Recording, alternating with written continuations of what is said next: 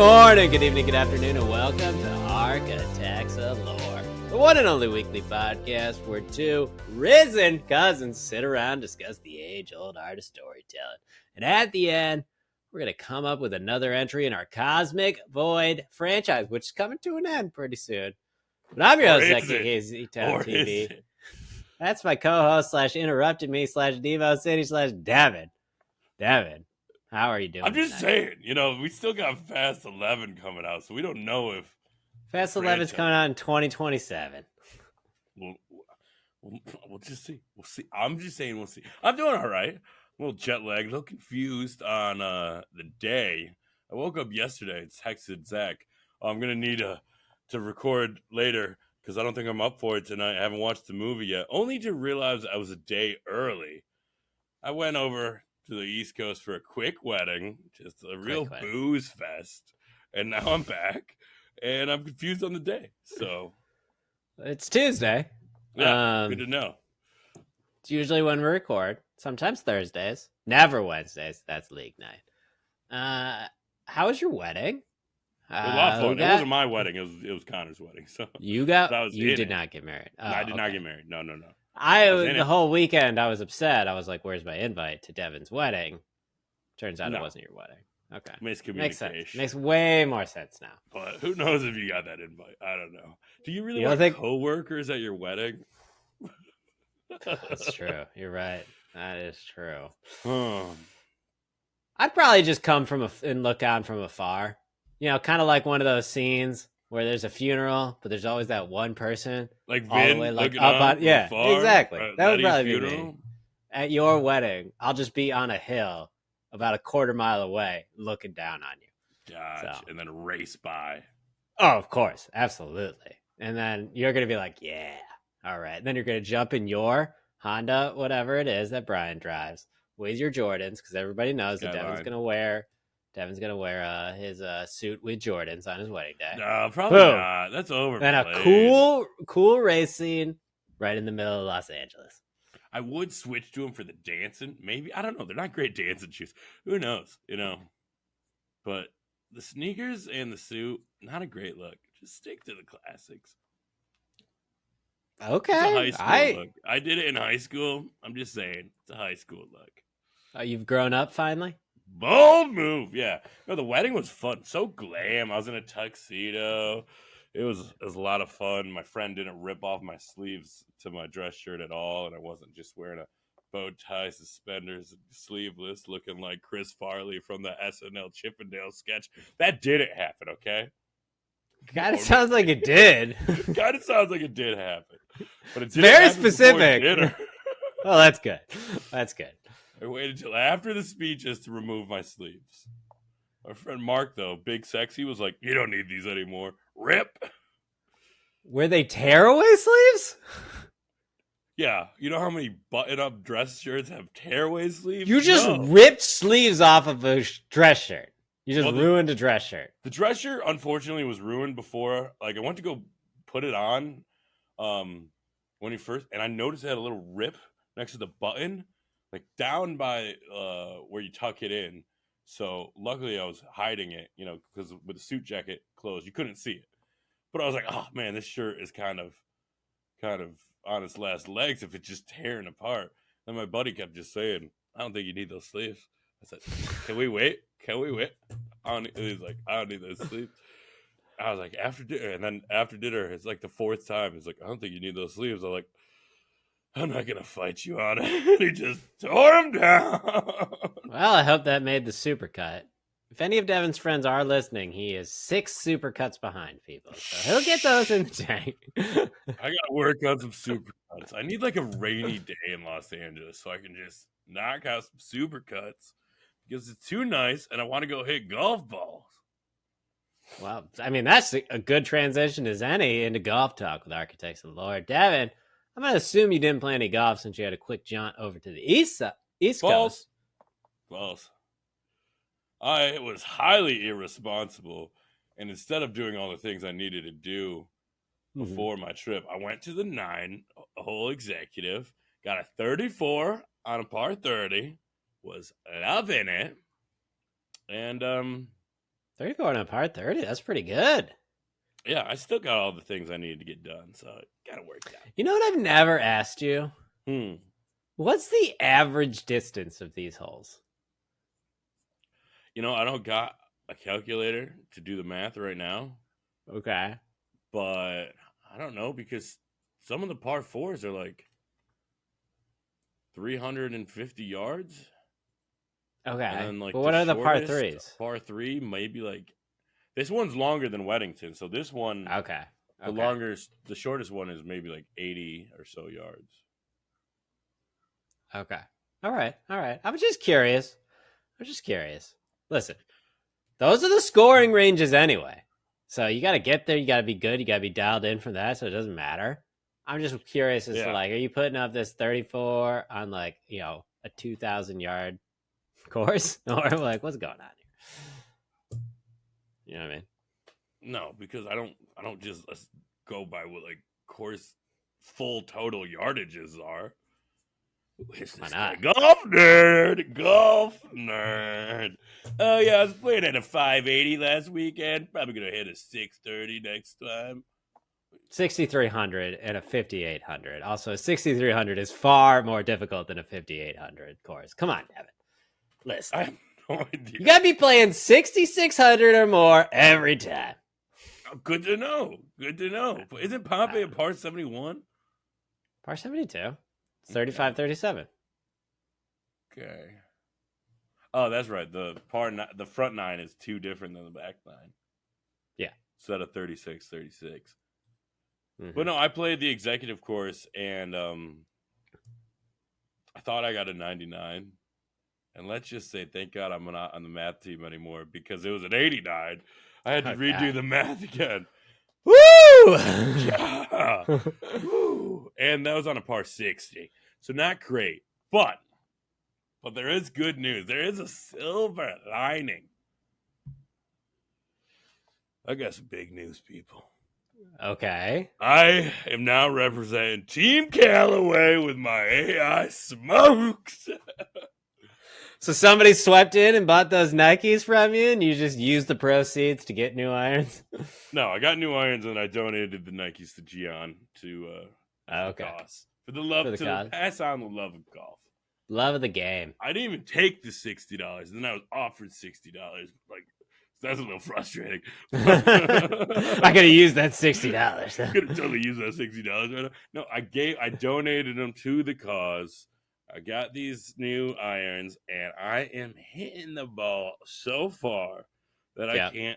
I'm just having trouble gauging my hits. So I'm hitting over the green. You really got to dial in those distances. You got new irons. They're very strong lofts. I looked them up.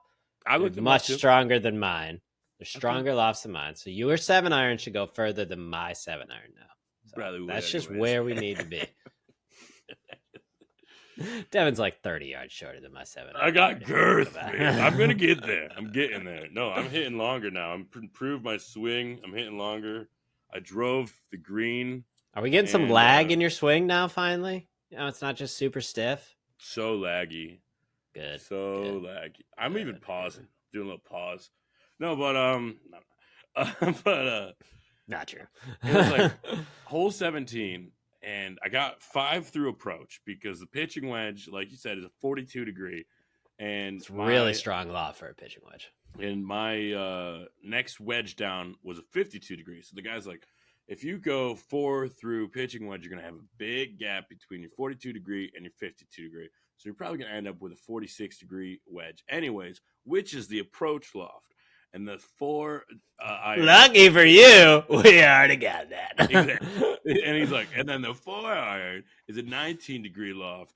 But you're saying you already got a 5 wood, or you're thinking about a 3 hybrid? Buddy, those come at 19 degrees. So that's like identical clubs in your bag. So I was like, ipso facto, let's go ahead and get you an approach wedge. And then he's like, this one also is in store right now. You can walk out with them right now. I was like, all right, bud. I got you at the first right now. Put them in the car. I made him walk them to the car. I didn't.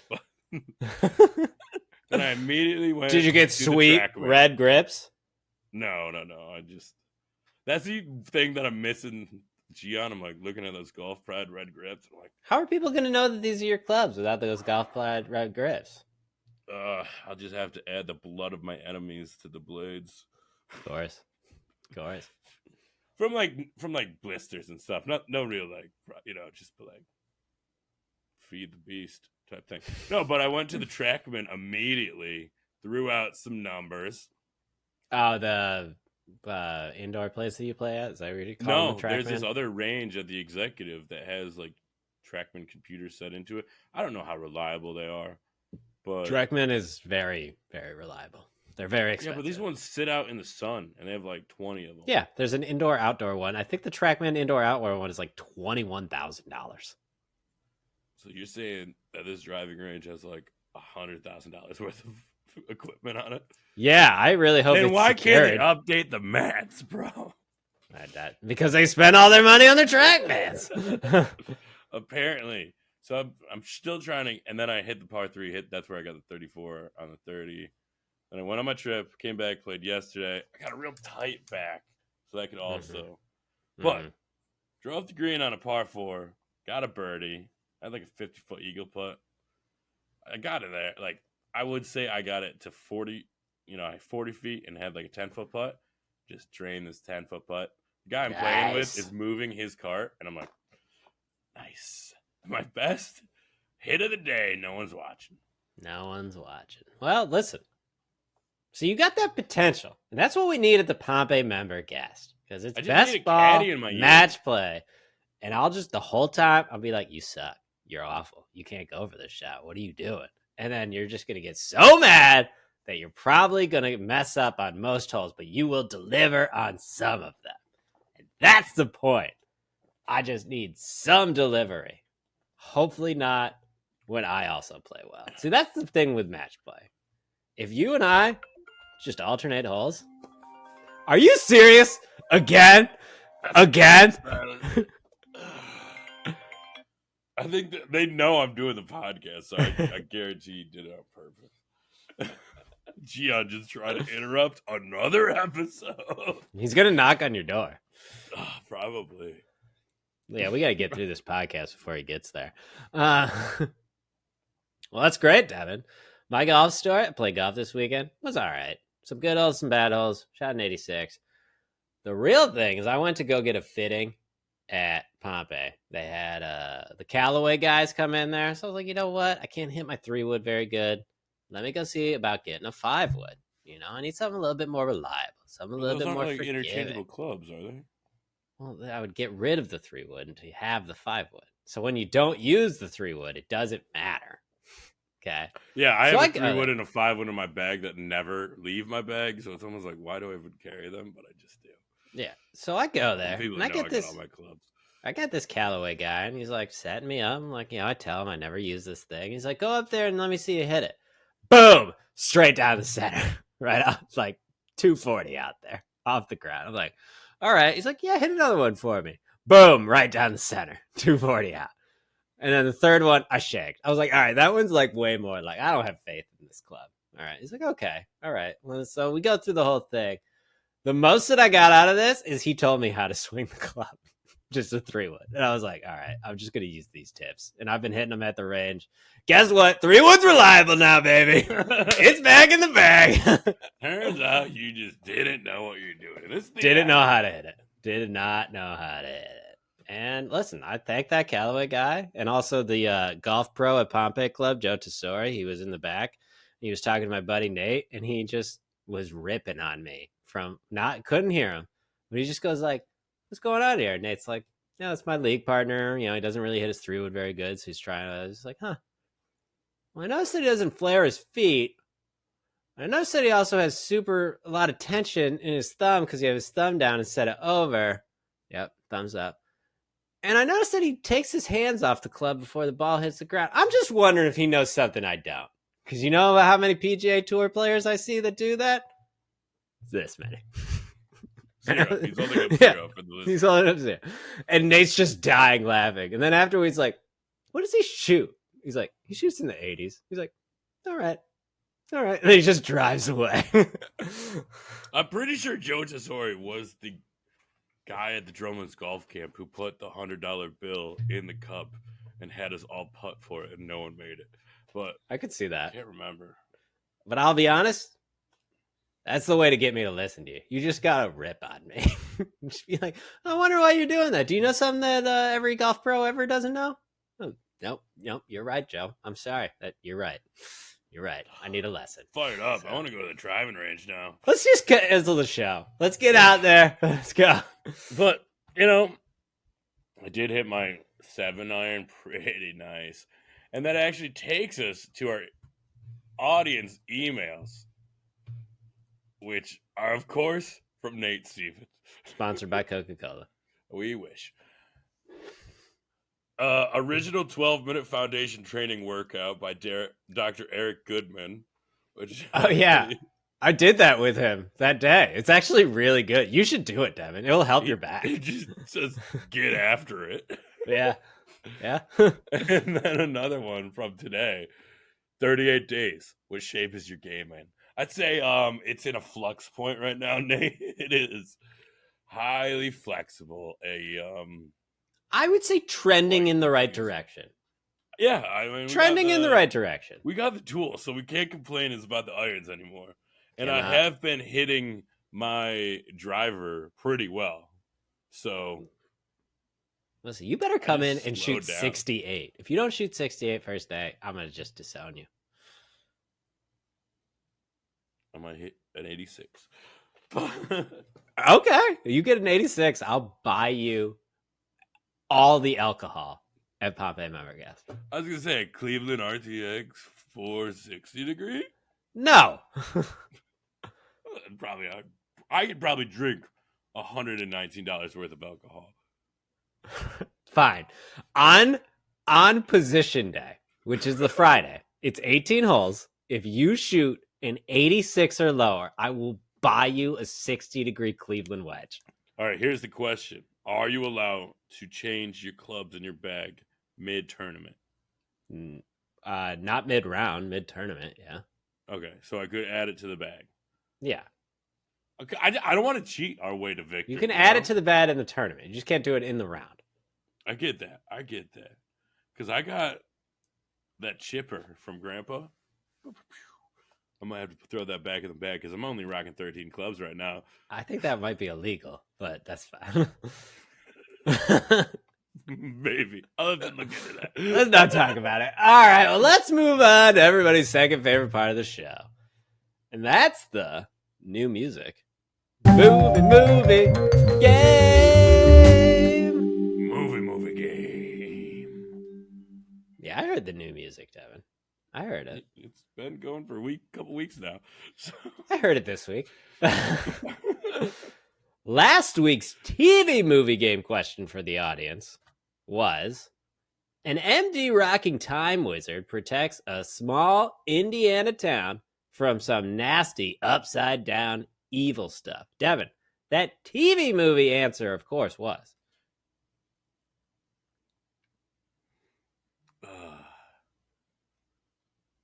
it's like Stranger Things, but like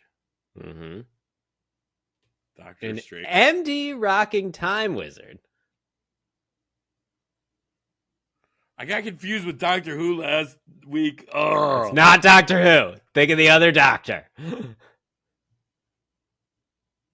MCU. Doctor Strange. Sure things. I said that. We gotta put it all together. Okay, Doctor Stranger Things. All right, whatever. This week, folks, we're moving away from the TV movie game because we actually remembered. Did I try to just play the TV movie game again? Yes, I did. Did Devin just immediately text me back and said, make your own? I said, Yes, make one up.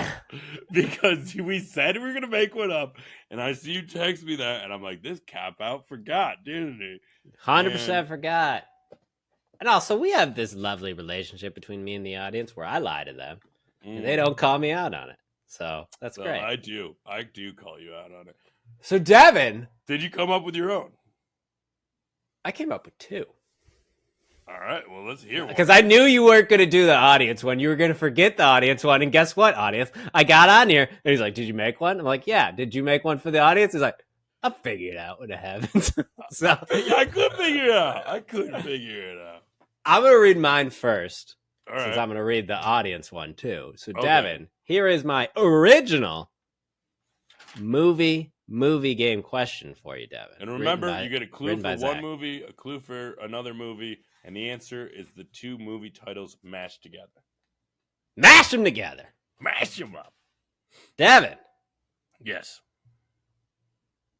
A gruff voice, darkness-loving vigilante weirdo must stop a rogues gallery terrorizing the city, including Attila the Hun, a wax Teddy Roosevelt, and a bony T-Rex who just wants to play fetch. That's a good one. The Dark Night at the Museum. Hey, he's got it. I like that. All right. Oh, thank you. All right, here's yours. Yeah, but read it in a radio voice. No. Two bald beefcakes begrudgingly team up to protect Mom and Liz from zombies by taking refuge at the Winchester. Fuck you. Fuck you. Oh, man. Full title, please.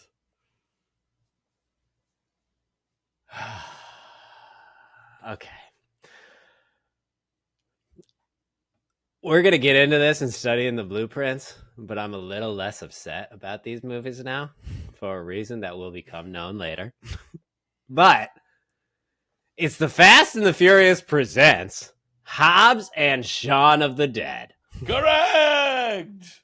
I even wrote down like movie years and directors So did I. in case you needed it. Oh, I didn't do directors, but I did write movie years. Audience, here is your original, written by Zach, movie game question for the week. Remember, mash them together. Mash them up. A high school teen makes a bet that he can turn anyone into a prom queen, even the bespectacled nerd and the one-hit wonder band who only wants to...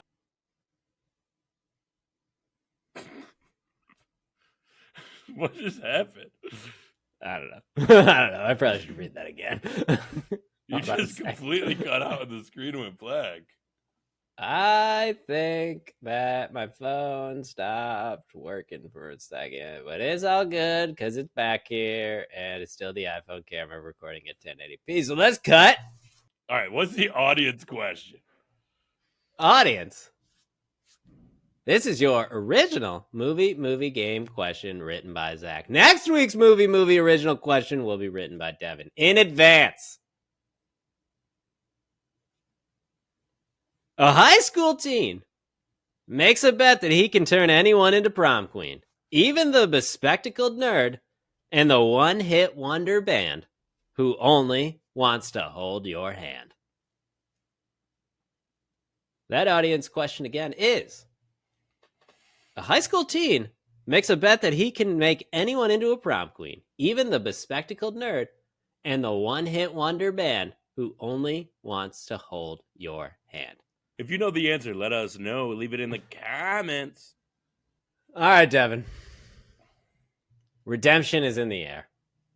Well, not really, because he didn't redeem himself. Actually, fuck that guy still. But he is risen! So let's get into it in Devin's crazy, upstanding, banter-ridden... All right, shut up so I can do it. Now it's time to study the blueprint. Let's do it. It's all about family. We watched the 5.3 on IMDb score movie, F9, The Fast Saga. Also Devin, known as Fast and Furious 9 or F9 or the Fast and Furious Fast Saga. You know, it's got a lot of names because it's got a lot of heart. And I told you, baby, we were going to fucking space and we finally fucking did it. So basically, you know how last movie there was a virus? Well, now this movie, there's a computer virus. And if that computer virus gets in the wrong hands and gets airborne, it basically takes out the world. So it's like almost the last premise, but like different. And guess who's got his hands on it? Oh man, Secret Toretto Jacob, played by John Cena. Why don't they look alike? Don't worry, they explain it. They got a little bit of a different bloodline in the Toretto family. Don't worry about it. Cypher did some investigating. She also looked at their second grade report card. A little unnecessary, I believe. So, and why would that be online? So, basically, Dom and Mia are out on a farm. Little Brian, it's a couple years later. I would say like 6 years later. And some car drives up, and they're like, "What's going on?" Don't worry, it's just the gang. It's the weird throuple of Roman, Tej, and Ramsey, who have Is that canon? Are they really in this throuple? I don't know, but they haven't solidified what's happening, and the three of them are always together. And it seems like they've been working for the agency for the last couple of years. But it was implied. Basically, there's two halves of this computer. This guy's got one half. He's going for the other half. And there's a key. And the key to that key is Han. Han lives, everybody. The key is a girl. He's protecting the girl. He used Mr. Nobody to fake his death to protect the girl. Don't worry, the bad guys get everything they need, but Dom sacrifices himself and through a series of flashbacks remembers it's about family. And then Letty saves him because she's his angel. She's always there for him.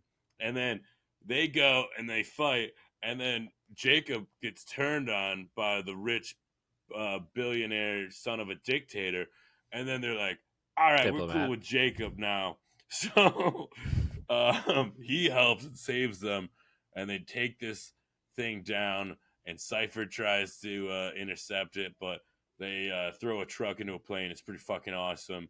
And then when the police are coming, they're like, one time a guy gave me a 10-second card to make a second chance. Here's you getting a 10. And Dom lets Jacob go, how Brian let Dom go. And then they're back at the house, the Toretto house in LA. It's under repair. And who the fuck pulls in that goddamn driveway? Brian, baby! Oh, and also Don Omar is there. Adam Zakura. So, pretty cool. Pretty cool movie. On lips. That's Fast 9, people. Roman yeah, you didn't even talk about the space part. I said it at the beginning they go to space. Okay. Yeah, they drive through a satellite. So I watched this movie with my friends Nate and Kara. And to preface this... shout out Nate for our emails. If you want emails, you can hit us up at architectslore@gmail.com. I forgot to say that earlier. Yeah. To preface this, Nate and Kara, I don't believe have watched any of the Fast and Furious movies other than the first hour when we watched the first one at their house. I don't think they finished it. And Nate was just like, I've listened to the show. Let's just jump into Fast 9. I'm like, all right. He's like, Devin's recaps are pretty concise. At the end of this movie, mm-hmm. I just turned to my friends and I was like, you know what? It's just fun to like things.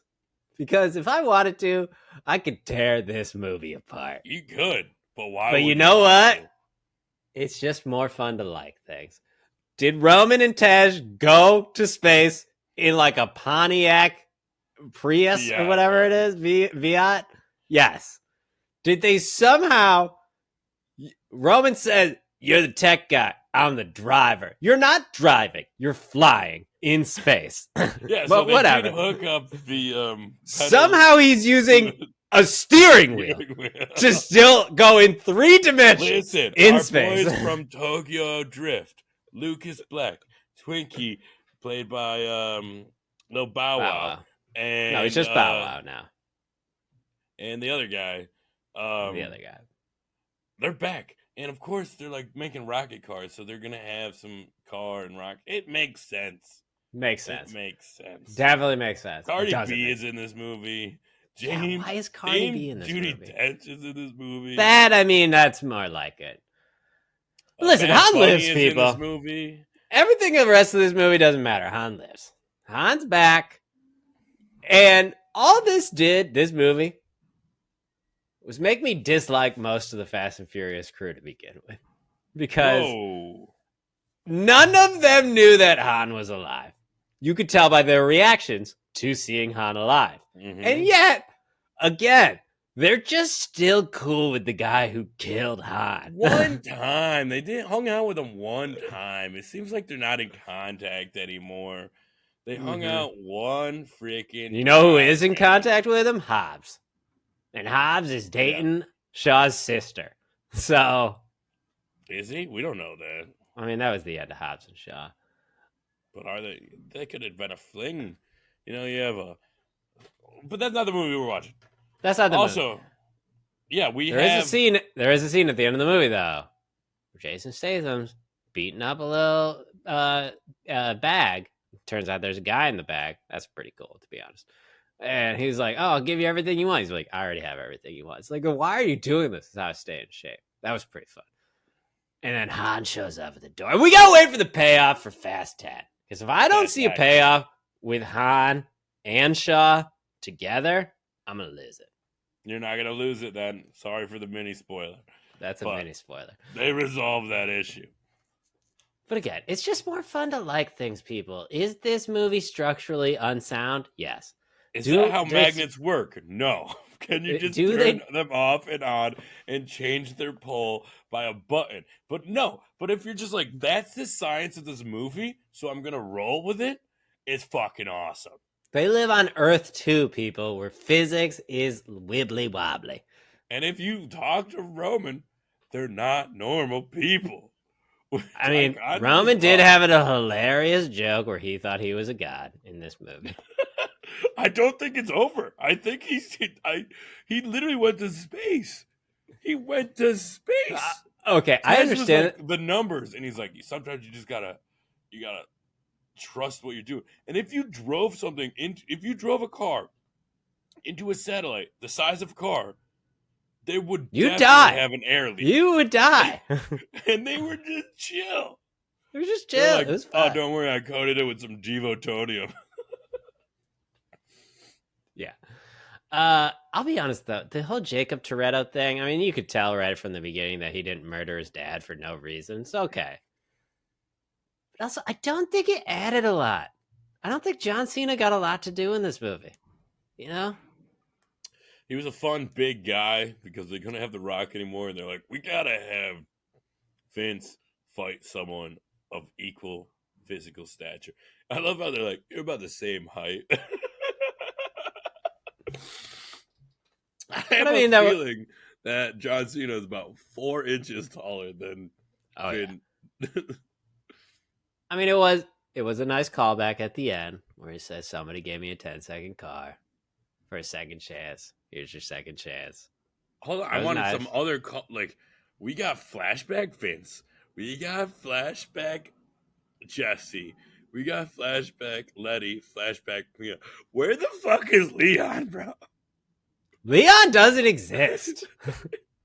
He doesn't exist. Wasn't in the crew in the beginning, and then he left the crew. I think he was there for like a couple weeks. He had I don't know what I got myself into. Yeah, he was like a 10-day contract player in the NBA. He came up for like 10 days. He did a couple jobs. He got out of there.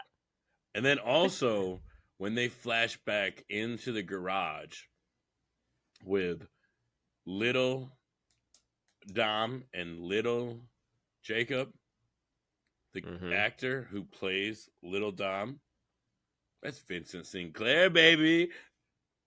Vin Diesel's son. Okay, I didn't know that. All right. Just saying. Pretty cool, right? That's pretty cool. So who was I thought you told me this before. He's like, oh, the guy that plays young Vince is Vince's son. I'm like, okay. Or Vin. I was like, how is this guy who's clearly like 32 playing a 16-year-old Vin Diesel's son? No. Not the right one. Little. And I believe they wanted to possibly do a spin-off series with like Dom and Jacob in their teens and have like the young Fast and Furious. And I think that's what they were doing with showing you the entire crew. But then I don't know if that got greenlit or not. Probably not. But I think that was a feeler to see, like, what do they think about They the don't like it. prequel series? I don't like it. No. What was the girl in Tokyo Drift? Because didn't that guy like do all that stuff so he could get that girl, and then she's just not in Fast 9? Come on. Well, the actor did sign a 3-movie contract when he did Tokyo Drift. Oh, the I other doubt one. she did. She did? Yeah, that's fair. Okay. So I think that's why they had to bring him back, because this was the 3rd movie he was in. So now he's never going to be in any other movies. Not I in don't Fast know, X. but I loved his new character where he's kind of like this, him and Bow Wow and that other guy. What are they doing? They're just working for like Germany racist. Who are they working for? Who knows? But Right. Twinkie figured it out. He's like, I figured out a way For us to get paid. All right. That's all the justification you need sometimes. That's all you need to know. Also, actually, then- no. As I was watching this movie, I did want to say, when did Dom get super strength? Oh, you know how how he like tore down a building with his own arms? With just 2 arms, with chains, tore down the ceiling. When did that happen? It's the strength. And then he was just love for his family. He was just Which hitting is people, indefinite. flying out of there. Okay, Mhm. all right, okay. I mean, You know what I- did you see you know his what- head went through the top of a door, which I'm pretty sure would have like a 2x4 and Yeah. not just drywall. You know what I think happened? I think he saw The Rock and Hobbs and Shaw do all those crazy things where he was throwing people around because he was so strong, and he's like, "Well, I mean, I got to be as strong as The Rock." So I think this was one of the critiques about this movie was a little bit unrealistic. little Like bit. again, who the fuck cares, man? Have you ever seen a car drive down a dam? Just wait. You will next time. Just There's only one more movie to go, Devin. I mean, have you seen a car drive off a cliff to be picked up by a drone? Fucking That sick. was cool. That it like was Batman, but like super better. unrealistic. I mean, but again, who cares? That he takes Heavily this relied on magnets. This movie. military convoy van, flips it perfectly to just destroy the plane. A drone, yeah. Yeah. Cypher still lives. They had Yeah, no, you got it. I mean, she's a big bad now. the weirdest haircut. Like the Mo That, like, and Larry haircut. Charlize Theron, very, very beautiful, elegant, attractive lady. Never would do a bowl cut again. Nice. Again, how did this get made? Did this movie, and I highly recommend listening to their episode on this because they're like, she was only on set for 2 days, right? They put her in that box. They're like in that one warehouse, That's it. and then That's I'm all she did. rewatching. I'm like, yeah, that's a one location, one couple days shoot. Yeah. She wasn't doing much. This was a big, nice paycheck. I like how they had Dame Judi Dench driving that. Grab the e-brake for me, will you, darling? Yeah, it was pretty cool. It's pretty cool. But now, My thieving days are over. Why not? Oh yeah, and what I wanted to Hobbs say, gonna come because back. Clearly, I am wearing my tank top in honor of Vin Diesel and Dom Toretto, and I have the closest thing to his cross, which is my cross, and then I got to rock the Italian horn just to ward off the evil eye. But Yeah. why Devin, didn't I wear a black one, you ask? Big God guy over here. Because this is blessed by the Pope. Because JP2. So yeah, all right, that's great. But why are you in white and not black? Vin Diesel Because wears when black. Dom was wearing the black tank top, that was evil Dom. When he's wearing the white tank top, that's good Dom. So you can tell that he was good Dom because he was wearing the white tank top. But last movie, when he was wearing the black tank top, that's evil Dom. So, Okay, that makes sense. When are we gonna get clones? I don't know. But there's one question to answer, Zach. I think you know what that question is. Is Han gonna get a more starring role in the next one? And that's Where Does It Fall? On the lower list.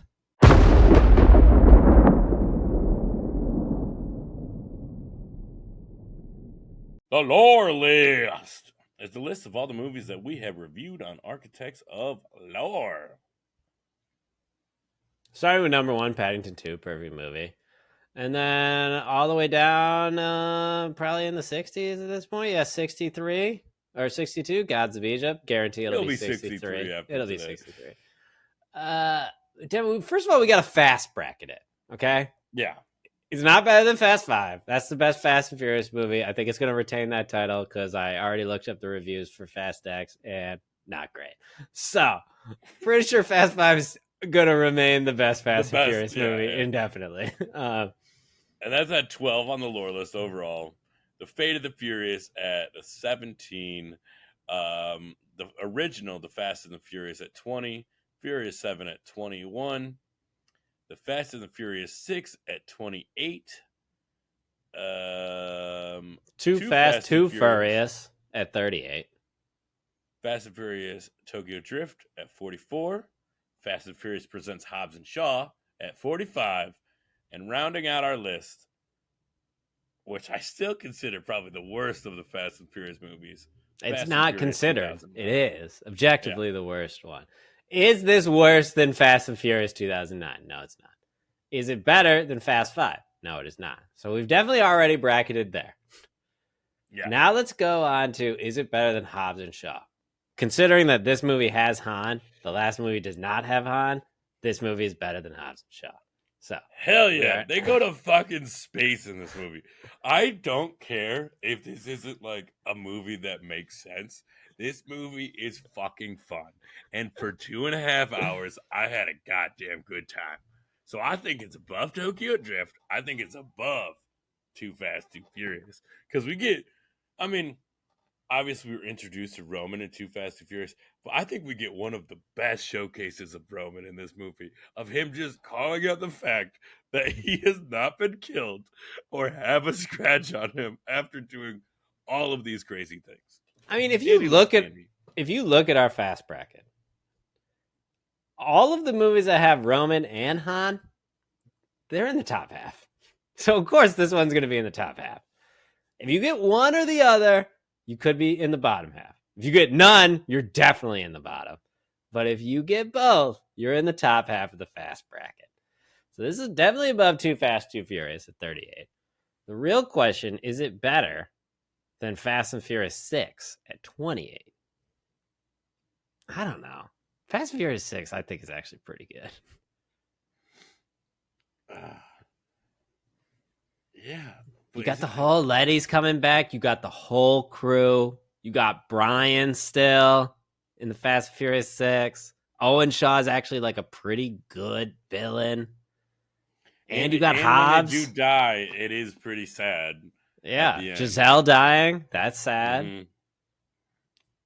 I think it's below Fast and Furious 6. And it's above Too Fast, Too Furious. So it's in between 38 and 28. All right, so that gives us 10 movies in the bracket. Right now, we have 63 movies. So that puts Surf Ninja should technically be higher. Right? Am I wrong? I'm never going to tell you when it's not at middle. So I feel like it goes directly below Surf Ninjas in order to maintain. And I definitely think this is better than Big Hero 6. It's not, but I will allow it to be there. Big Hero 6 is very emotional if you actually watch it. This is not very emotional. The new number 35, F9, The Fast Saga on the lore list.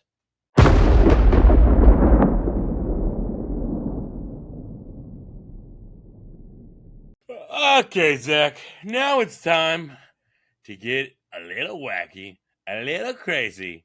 I think we got to go to space. Yeah, maybe. Building the lore in the writer's Zoom. Davin, we're coming to the long journey, road end, with this penultimate movie in the Cosmic Void franchise. Devin I just got a shook his problem head with us. and rolled his I eyes got a because I used a problem. big word, penultimate. No. I got a problem. Because first of all, this might not be the penultimate. This could be, like, I We mean, gotta wrap the we got story more up. Fast and Furious movies coming. But We gotta also, wrap the story we said up. we were gonna get wacky, we were gonna get crazy, and we've been a little tame. Like, we've been a little tame. We've been killing off people. We've been having realistic things. I want someone to fucking survive an explosion and then use the force to shuttle themselves into a fucking ship. We Like, never that's actually. the level of crazy. We that never we need to actually fucking do. explained. We never actually explained where Ronan got up, like what his powers are. So he could do Just saying. something insane this time. We need to, like, the Fast and Furious movies went to space. How do we up ourselves? We said we were going to get wild and crazy. And currently we are on 8. Is this 8? This is 8. This is 8. C8. Sate. Hate of the cosmic hate. I think- C8 I doesn't think- sound good, but Cosmic 8 sounds great. I think this movie ends with Ronan absorbing a devotonium nuke and becoming superpowered. I'm fucking in. All right, let's do it. How do we get there? How do we fucking get there? I love it. All right, we last left off with Cosmic Void presents Joyride and Mackenzie, and they had to team up to use their powers to save a singular planet. But now they're probably back with the main squad. Oh, yeah. War is afoot. War is afoot. So the envoys were killed by the Galactico board in some sort of subterfuge type way, so they didn't do it like themselves, out in the open. But war has now been declared between the two systems. They're gearing up. Martial law is coming. We still got to pay off the whole that all of the upper echelon people knew that a lot of devotonium nukes were going to blow up and kill a bunch of people. Last movie, we did sacrifice a few planets, not a lot. So there's going to be an investigatory spy thriller portion of this movie with half the team. Okay, I like that. And That's got to be investigating the wormhole's got to crimes be a of part of Globo. that. Yeah. And But they got to go wormhole- down the wormhole. They got to go down the wormhole. Okay, I like that. Because wormhole, was he coming in? Because, like, now that Keon was on his way, but his envoy was destroyed, have they retreated back? Or Yeah, I think he had to retreat back, but wormhole kept going. He basically was like, all right, this happened. I got to go be with the crew because the crew needs me. Yeah. So how do we get to the point where this movie ends with Ronan absorbing a devotonium? Why would he do that? Because right here, Globico is going to try to explode Icy's planet for being defiant. And Ronan's going to absorb it right there. And that's where Keon is, and they're going to try and blow it up because they're having a peace talk. Because we're starting with some war, right? Some shuttles. And then they developed this whole thing that they figured out that this was a whatever, and that the people don't want war. It's just the Globico trying to maintain their control by declaring war. So they're saying, like, oh, we'll have, like, this peace treaty, because we already said Icy's planet was a refuge planet. Oh, no, we didn't. That was the other planet. That was the other planet. planet. But Icy's could be too. But also it could be the meeting point of where the neutrality zone, because it's right close to the edge. Pretty close. And we see, when in the distance, we can see the destruction of some other planets. And then Keon's going to be at that planet. They're going to try and blow up the devotonium nuke. And then Ronan's going to freaking absorb it. And then go like Super Saiyan Goku type thing.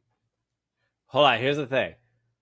I think we got to end this movie with the crew thinking Ronan died, but the audience knowing that Ronan survived.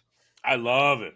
So we see him blow up, and we see like a thing, and they just see like a huge explosion from the sky, and then the audience cuts to, and you see the eyes glowing, and him absorbing the freaking power, and then like, "I am Ronan," type thing. You do know that this could set up for Thaddeus to come back in 10. Because Thaddeus took a Devotonium nuke out there, and they were part of the same program. Ooh, he's trapped in deep space. He had to figure out a way back. Because he went to just void space. Remember, he went through the wormhole to void space. Yeah, and the end of it, the war is still brewing because 9 is like the final thing of the war. 9's got to be the final thing where the whole crew, everybody takes down Globico. So this is an ongoing war movie, but it's at the beginning, and we have like some infiltrating of the Globico thing. And so, like, part of the crew, they're going to have, like, who do we have from our world? And people who could blend in. Because they could, like, be in the headquarters and just, like, in uniform. Oh, we could do Venus and Breacher. We could do Wormhole. Those are basically human people. Could put Roman Kenzie in there. Chironian Knights are probably mostly with Keon. So the whole spy thriller thing could be like whatever the story that Globico put out. Like maybe they were like, hey, the Chironians triggered the Devotonium nukes on the breach wall because they wanted to explode the planets for the First Blood. And that's like getting all the propaganda on our side. And our spy thriller team is trying to like figure like, we don't think that that's what happened, but we got to find evidence on that.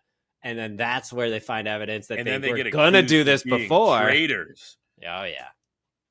So their names are blasted throughout the Globico thing. So now they're being accused of traitors to Globico, and that they helped the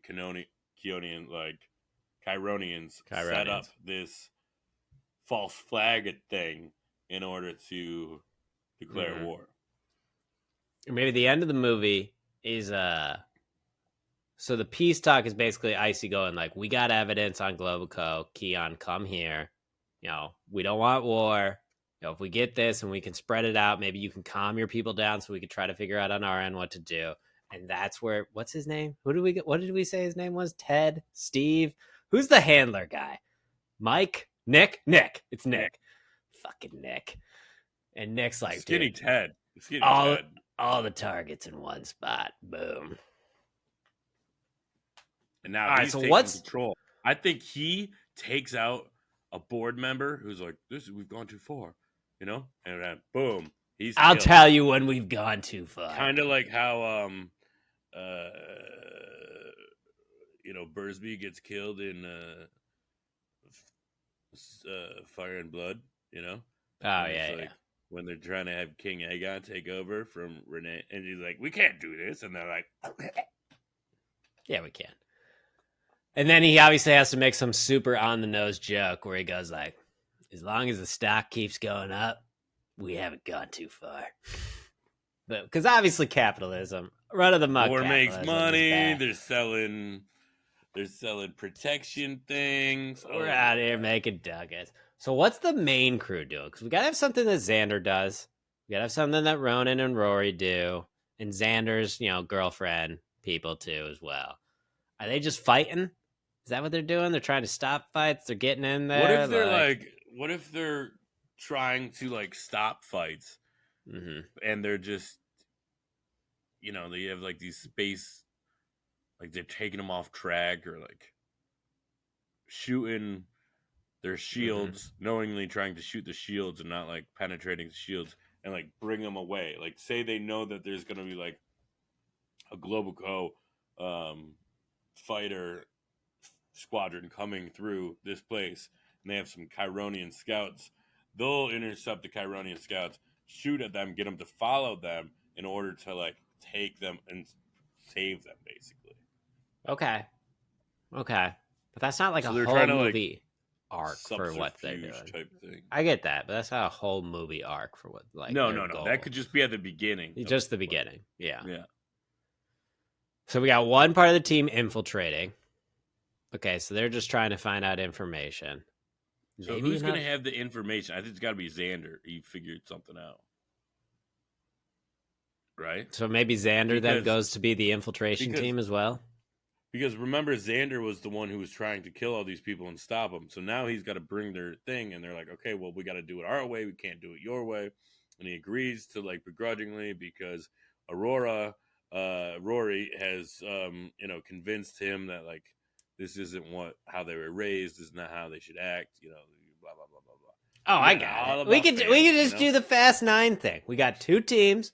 We got one team on the core planet who's getting the information, but then we got another team who has to go do like a heist thing to get the key from some higher up guy on his own planet.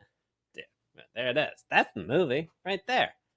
2 paralleling heist type things going on. It's political. And then they get this information. If they can get the hard drive with the information of the secret records, because Nick has been blackballing all these people. Same from when we go to Cosmic Void 1 is the blackballing. Always the blackballing. Yeah, so obviously we do that. They get branded as traitors, but they still get the information to Keon. Saying, like, we got this information, we got the key, meet us on Icy's planet, we'll give it to you. Because Keon the whole time is like, I don't want to go to war, guys.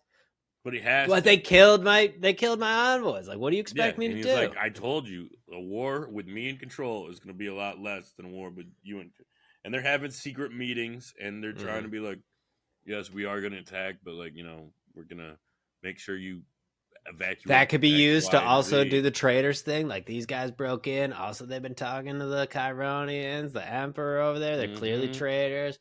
So why do you think all the planets that the Chironians have been attacking have been suddenly evacuated, But that would actually make them look good. But, yeah, I don't know. They'll have to twist that somehow. Yeah, they'll twist that. But they are doing that. Yeah, they're getting the heads up. Like, we got to evade this plan. All right, so they're there. They're helping out. That's the beginning of the movie. They're getting people out of the way of the invasion. They're trying to prevent attacks.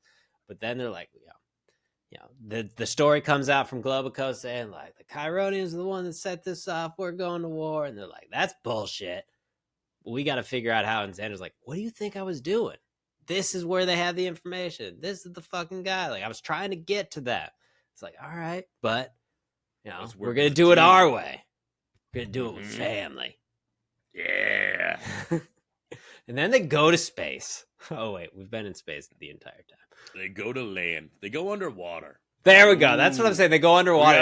Underwater mansion party. Huge affluent party. With like sharks and stuff running. Oh, yeah. And like an alien race that is like part fish. Mm-hmm. And Ronan's looking good, shirtless, of course, obviously. Rory, Xander, the whole crew, they're looking Turns out Skinny Ted has gills. Skinny Ted just jumps in the water. And Mac, because he's part of Mac's Horsey. Yeah. Horsey is a Pokemon. Actually, it's a horse fish. Fish horse. Sea what horse. Are they? Seahorse. There it is, seahorse. Horse fish. Horse fish. I mean, I think we got it, basically. And then the Devotonium nuke goes, and Ronan's like, no one's taking my place this time, and he flies after it. The ship gets shot, so he's got to still just jump to grab it, and he grabs it in orbit, pulls it up, so strong, super strength, pulls it up with the rockets going, so it gets out of orbit, and he flies up. Boom! Like, what's the physics on that? Don't worry about it.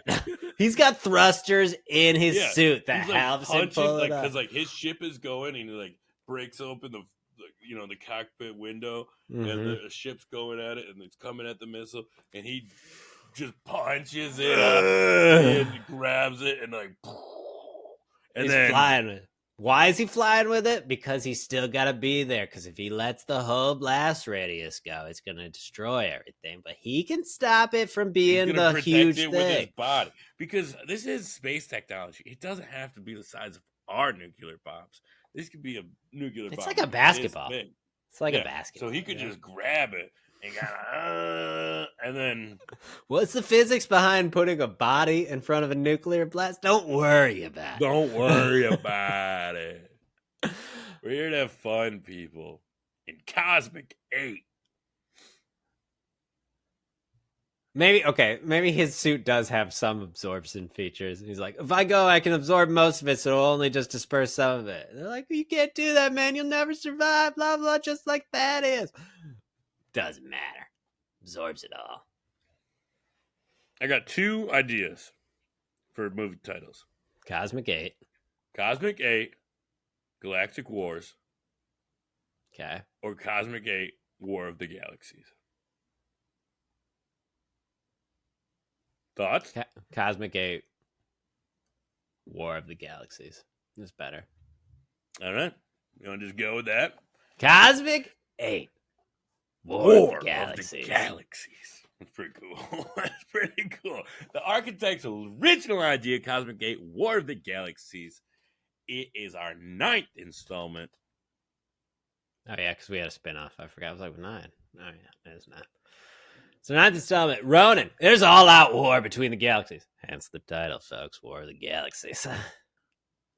All-out war is brewing between the Chironian Empire and the Globico Galaxy. Hence the title.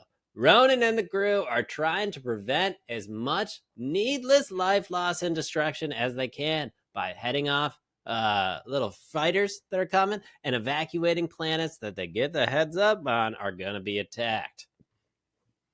Xander tells them that there is a plan, and there is a...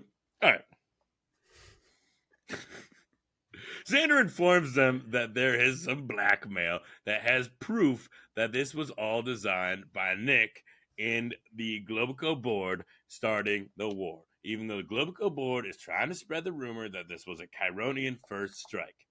So in order to figure it out, we're going to split the team into 2 in order to infiltrate the Globico central planet to get the information. But then we got to go to an underwater extravagant party to get the key to the information. And the guy who even has some blackmail on Nick himself? What? So, once we have a spy thriller, and they're putting on different costumes and such, it's going to be fun. They're going to blend in. They're going to put an overcoat over a kid, and no one's going to notice. Shout out Accolade coming out tonight. But they are going to... Where? I've lost... So, that's on me for just going off on a tangent. They're going to infiltrate the party, and they have a spy thriller, and then they have the infiltration, and they're going to finally bring all the information to Ice's planet, where Keon will be, and all the leaders, everyone who opposes Nick will be there. So Nick's going to blow it up with a Devotonium nuke. Before that could happen,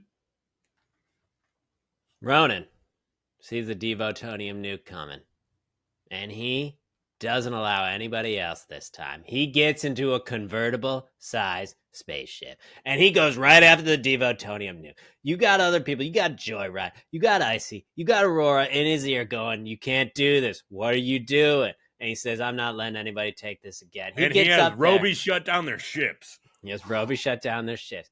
Roby's like, I can't do that, sir. He's like, just do it. And then Roby does it. And he gets out there, and his plane, it gets shot. Because, Nick's ship is shooting at him. He can't get it. He can't get to the Devotonium nuke. But what does he do? He punches out the window to the cockpit, and he thrusts himself at the nuke. And using physics and science, takes the nuke and thrusts it up in the air, where it blows up, and he's shielding his body. The crew sees a massive explosion, expecting a shockwave, but they don't feel it. That's where their story ends, but not where the audience stories end, because in the credits, we see Ronan's eyes open, glowing. Because he's turned Super Saiyan, basically, folks. He's absorbed the Devotonium nuke, and you better watch out, because in Cosmic 9, he's coming for blood. That is Cosmic 8, War of the Galaxies. He could be in deep space and just glowing and not knowing what's going on, and who could pull up to him? That is Yeah. Fuck yeah! I can't wait for Cosmic 9. That's true, because he absorbs it, but it blows him far away, and because there is no friction in space, he's just gone. He's going. That's science for you people. If you like that idea, you can email us at architectsoflore@gmail.com. Please follow us on Twitter at Arc of Lore, everywhere else at Architects of Lore. And remember, next week, we are finishing out the current movies for this franchise because we got more coming with Fast X. Check it out. Never accept death when suffering is owed.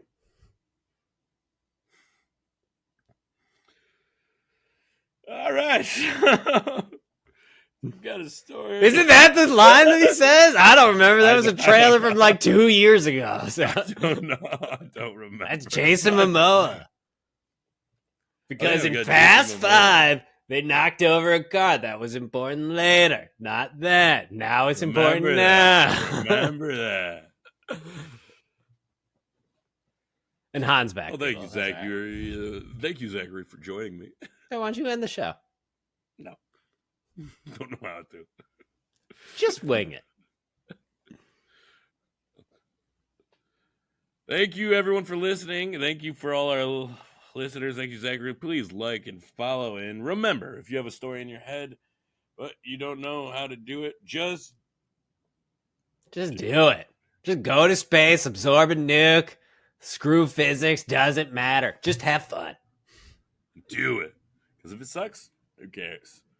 That's what editing and retcons are for. Good night, everybody. Bye.